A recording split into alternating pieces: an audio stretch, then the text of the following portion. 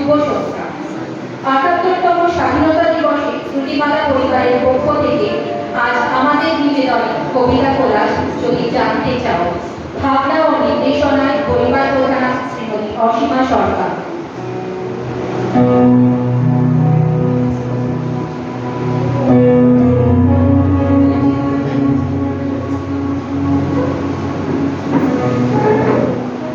পৃথিবীর ৩ ভাগ জল, ১ ভাগ স্থল।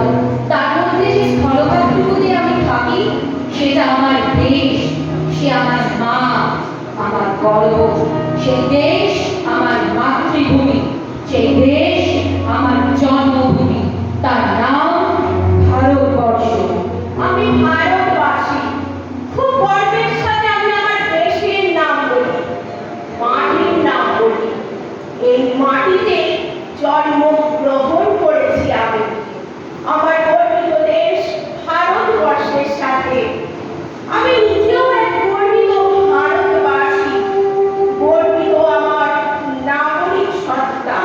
আর সেই ভারতবর্ষের ৭৮তম স্বাধীনতা দিবস, রক্ত ঝরানো বীর শহীদদের জয়লাভ করার দিন।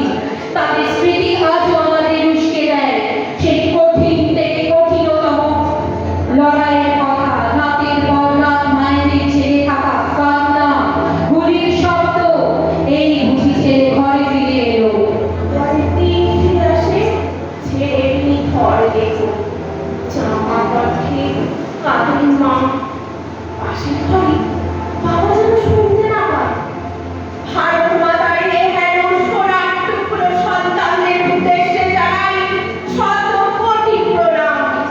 তোমাদের জন্যই আজ ভারতবর্ষ স্বাধীন, আর আমরা মুক্ত বনাঞ্চলের পাখি।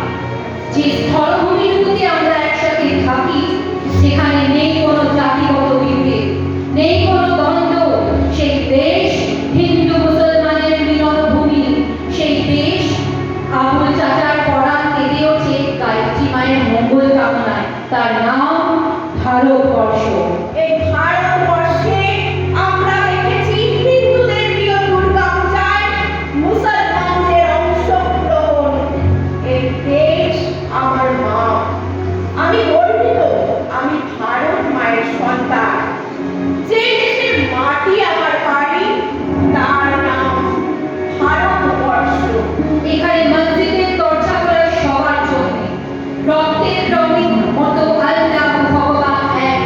সুজলা সুফলা শস্য শ্যামলা, এক সবুজ দেশের গর্বিত অধিবাসী আমরা। সকলের হৃদয়ে সকলের জন্য ভালোবাসা, গর্ব করি সেই স্থলভূমি। তার নাম ভারতবর্ষ। আমাদের ভারতবর্ষে একটাই আকাশ, যেখানে একই সাথে থাকে একটাই সূর্য, একটাই চাঁদ আর তারাদের দল। ওদের আলো কোনো জাতি মানে না, ধর্ম মানে না। আনিকতি বার্ষিকতি একই সাথে হয়, একই সাথে হয় অমাবস্যা, একই সাথে হয় পূর্ণিমা। সেই দেশের নাম ভারতবর্ষ। তোমাদের অত্যাচার সহ্য করেছি অনেক আমরা, দীর্ঘদিন দীর্ঘ বছর। প্রাণ নিয়েছো অনেক, তবুও হেরে গেছো। পালিয়ে বেঁচেছো প্রাণে। পরাধীনতা থেকে শৃঙ্খল মুক্ত হয়েছে আমাদের প্রিয় ভারত মাতা। আমরা হয়েছি স্বাধীন।